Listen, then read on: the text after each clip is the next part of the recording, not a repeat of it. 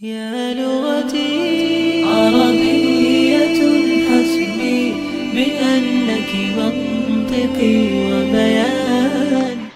السلام عليكم ورحمة الله وبركاته. بسم الله الرحمن الرحيم. اليوم سنتعرف على الاتصالات. يعني الاتصالات so'zining o'zbek tiliga ma'nosi aynan aloqalar degan ma'noni anglatadi. Ya'ni vasailul ittisolat, aloqa vositalari. Bularga telefon, kompyuter kabi hozirgi zamonimizda ishlatilayotgan aloqa vositalari kiradi. Bugungi darsni boshlashdan avval sizlardan bir iltimosim bor. Bizni YouTube kanalimizga hamda Telegram kanallarimizga obuna bo'ling va bundan tashqari qolgan yana boshqa bepul darslarimizni ham ko'rib borishingiz mumkin va bu imkoniyatdan foydalanasiz degan umiddaman inshaalloh. Demak, bugungi mavzuyimiz al-ittisolat. Ad-dars as-sadis. 6-dars. Kalimatud dars. Darsdagi so'zlar. Ittisolat. Aloqalar. Istakhdama. Foydalandi. Kharaja. Chiqdi. Intazara. Kutdi. Istajartu. Men ijaraga oldim. Jamilun. Chiroyli. Al-yawm. Bugun. Jami'atun. Universitet. Latifun. Latofatli. Javun. Atmosfera yoki ob-havo. G'odan. Ertaga. Muhazzabun. Odobli. Ta'amun. Taam. Akhoza. Oldi. Akraha. Ya'ni aynan ma'nosi yomon ko'rdi. Hadiqotun. Bog'. Endi ta'birotud dars, ya'ni darsda kelgan yangi iboralar bilan tanishib olamiz. Qobla qolil. Qobla qolilin degani qolil ozgina, qobla oldin, ya'ni biroz oldin deb tarjima qilinadi.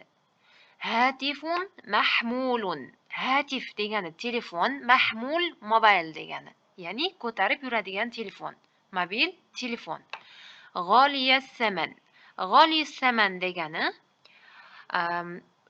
qimmat, narxi qimmat degan ma'noni beradi. Mushtaqun ilayk. Sizni sog'inib, ya'ni sizni sog'indim, ya'ni sizni sog'inyapman degan ma'noda ishlatiladi. Xo'p. Endi doimgidek bizda suratlar berilgan. Nima suratlar bor ekan bu yerda? Aynan unzur ila suratayn va ajib. Suratlarga, ikkala suratga qara va javob ber. Pastda savollar bor. Maza tara fi surati al-ula? Birinchi suratda nimani ko'ryapsan?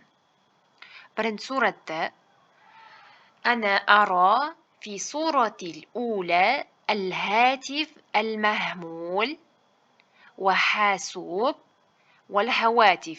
Ya'ni men suratda mobil telefon va boshqa telefonlar hamda hasub degani kompyuterni ko'ryapman. Mal farqu bayna suratayn? Ikkala suratning o'rtasida nima farq bor? Endi keling ikkinchi suratda ham nima ko'rayotganimizni aytib olamiz. Va aydan ana ara fi surati thaniya al-manar var-risala val-hammama. Hamamatun degani kabutar, risala degani xat, manar degani, ya'ni manaratun, aynan mayoq degan ma'noni anglatadi. Keling birinchi o'zbekcha tahlil qilib olamiz. E'tibor beryapmiz. Ikkinchi suratimiz avvalgi, ya'ni avvalgi zamonlarda hozirgidek zamonaviy aloqa vositalari bo'lmagan va minora, ya'ni mayoq hamda risala, xat va xattoshovchi kabutarlardan foydalanishgan ekan. Hozirda esa mana bunday qanday? Vasail al-ittisolat, ya'ni bog'lanish vositalari degan ma'noni demak anglatadi. Naltaqi as-safhati at-taliya. Al-ittisolat. Lahiz al-jumal al-atiya. Quyidagi gaplarni mulohaza qil. Fil madi kataba al-insanu bir-risha. Qadimda odamlar, qadimda inson, risha degani pat degan ma'noni anglatadi. Demak, qadimda inson patda yozgan. Yangi so'z. Bu so'zni yozib qo'ying. Fil madi istakhdama an-nasu hammam. Hammam degani hamama, ya'ni nimaning ko'pligi? Kabutarning ko'pligi hammam deyilar ekan. Qadimda odamlar kabutarlardan foydalanganlar. Al-an yaktubul inson bil qalam. Hozir inson qalam yoki ruchka bilan yozyapti. Al-an yastakhdimu an-nas al-barid al-elektroniy. Al-barid al-elektroniya ma'nosi elektron pochtasi. Hozirda odamlar elektron pochtasidan foydalanyaptilar. Naltaqi. Izan istami' waqra. O'qi, ya'ni eshit va o'qi. Ahmad. Hal Romi huna? Romi shu yerdami? Lubna. La, xaraja qabla qalil. Lubna aytayaptiki, yo'q. Xaraja degan chiqib ketdi. Biroz oldin chiqib ketdi. Ahmad. Ayna zahaba? Qayerga ketdi? Lubna. Ilal maktabati. Maktaba degani kutubxona degan ma'noni anglatadi. Kutubxonaga ketibdi. Ahmad. Hal ma'ahu hatifun mahmulun? U bilan qo'l telefoni bormidi? Lubna. Na'am. Ha. Ahmad. Ma raqamuhu? Uning raqami necha edi? Intazir qalilan. Uktubu min fadlik 057896441. Ozroq kut, marhamat yozib ol. Arab tilida sonlar, harflar o'ngdan chapga qarab o'qilsa, aynan raqamlar chapdan o'ngga qarab o'qiladi. Ya'ni 0, 5, 0, 7, 8, 9, 6, 4, 1. Ahmad. Shukron, ma'assalama. Ahmad aytayapti. Rahmat. Ko'rishguncha xayr. Keyingi mashqqa o'tamiz. Bugungi mavzuyimiz sizlar bilan sonlar ekan. Xo'p, unzur va lahiz ma yati. Qara va nima kelganini, ya'ni quyida pastda nima berilganini mulohaza qil. Demak, bizga raqamlar berilyapti. Bu raqamlarga e'tibor qilib, o'qilishi va yozilishiga e'tibor qilamiz hamda yaxshilab yodlab olishimiz kerak. Albatta raqamlarni yodlab olaylik, chunki raqamlar albatta arab tilini o'rganayotganimiz davomida juda ham kerak bo'ladigan mavzu hisoblanadi. Demak, vahid 1, isnan 2, salasatun 3. Xohlasangiz salasa deb o'qisangiz ham bo'ladi. Agarda oxirigacha o'qiyman desangiz salasatun deyiladi. Arba'a 4, 5, 5, 6, 6, 7, 7, 8, 8, 9, 9, 10, 10. Demak, 1dan 10 gacha sizga tushunarli bo'lsa, endi 11 dan 25 gacha qanday aytilishini ko'rib chiqamiz. 11 mana ahada 10. Ahad 1, 10, 10. 10 1. O'zimizda ham 1 ga 10, ya'ni 10 1 deymiz. Ahada 10. Isna 10. Salasata 10. Arba'ata 10. Khamsata 10. Khamsa 5. 10 10 10 5. Sittata 10 16. Sab'ata 10 17. Thamaniyata 10 18. Tis'ata 10 19. 20. 20. Demak 20 20 deb ataladi. Endi 21 ga e'tibor qaratamiz. Wahidun va 20. Wahidun va 20. 11 bilan 21 da nima farqi bor deyilganda, ularni o'rtasida, ya'ni 21 deyilganda mana va qo'yilyapti. 11 deyilganda hech qanday bir va yoki birorta harf yoki ismsiz o'rtada keladi. Ahada 10. Bunda esa wahidun va 20. 21. 20 va 1 deb aytiladi. Tarjimasida 21.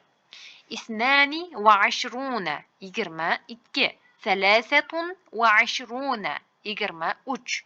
Arba'atun va 20. 24. Khamsatun va 20. 25.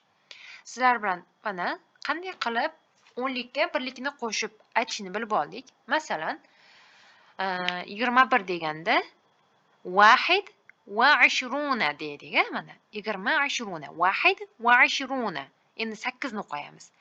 ثمانية ya'ni ثمانية وعشرون ya'ni 28 deb tarjima qildik.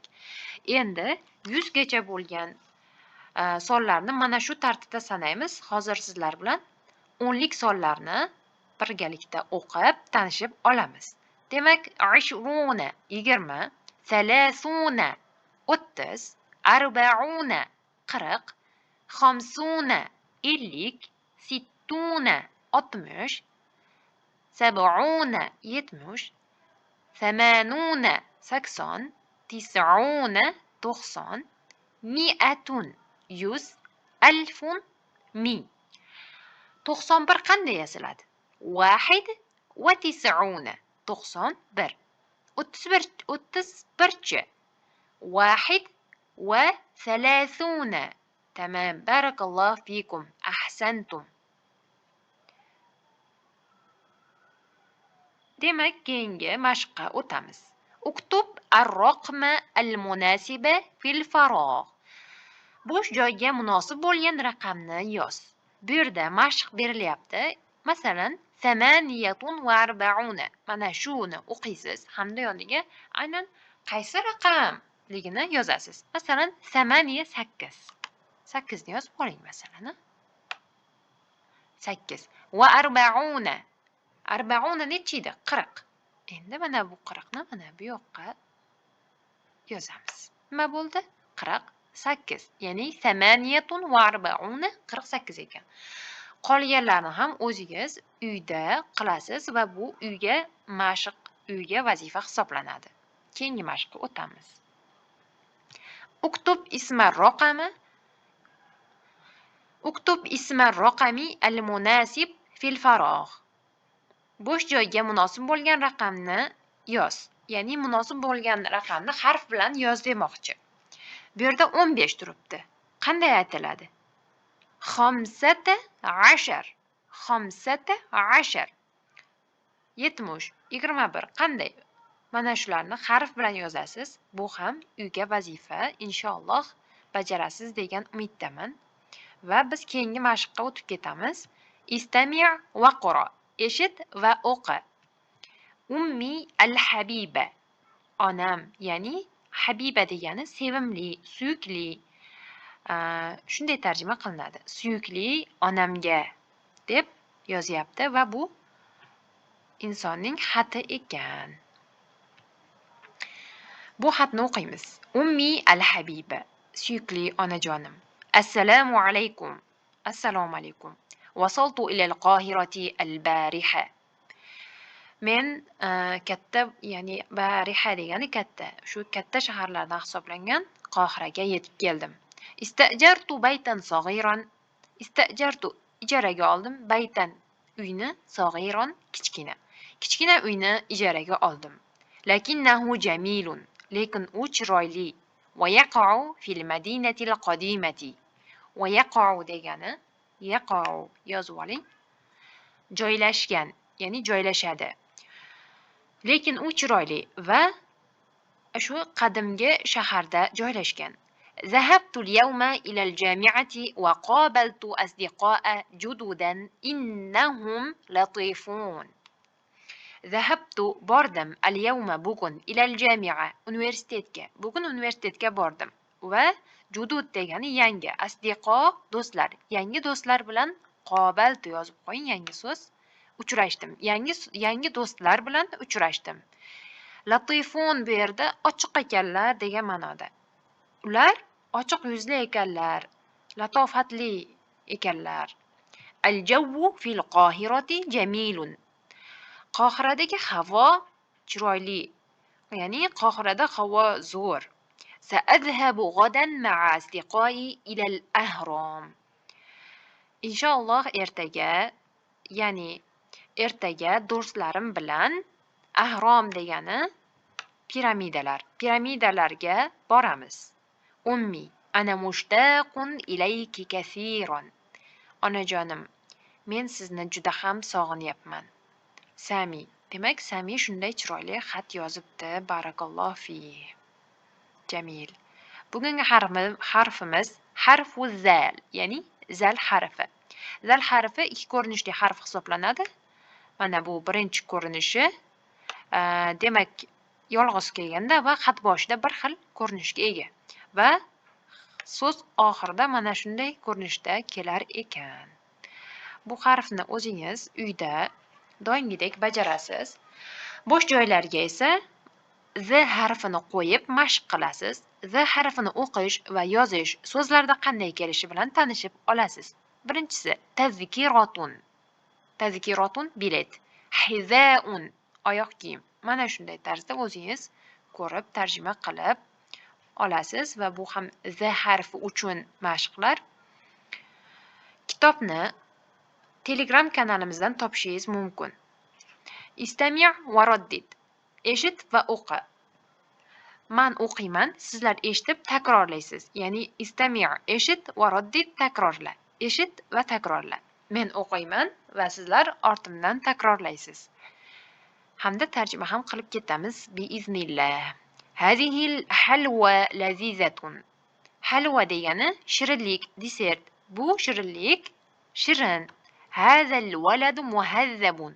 Bu bola odoblidir. Zalikal hiza. Zalikal hizau qadimun. Bu oyoq kiyim eskidir. Zaqa Muazun at-ta'ama. Muaz taomni totib ko'rdi. Demak, zaqa totib ko'rdi. Akhaza al-musafiru tazkiratan. Musofir biletni oldi. Ana akrahu az-zubaba. Men pashshani yomon ko'raman. Zaylu tawusi jamilun. Tavusning dumi chiroylidir. Akalati tuyuru al-buzur. Qushlar buzur degani donni yeyishdi. Az-zahabu g'oliyas saman. Zahab degani oltin, oltin qimmatli hisoblanadi, ya'ni qimmatli narsadir. Qazafa al-waladu al-kurata. Bola to'pni tutib oldi, qazafa tutib oldi. Zahabat shazi ila al-hadiqati. Shazi bog'ga bordi. Hunaka zibun mukhifun. Mukhifun qo'rqinchli, zibun bo'ri. Bu yerda, ya'ni u yerda qo'rqinchli bo'ri bor. Bugungi darsimiz shulardan iborat edi. E'tiboringiz uchun rahmat. Keyingi darslarda ko'rishguncha ma'assalama. Telegram hamda YouTube kanallarimizga obuna bo'lishni unutmang. Inshaalloh keyingi darslarda ko'rishamiz.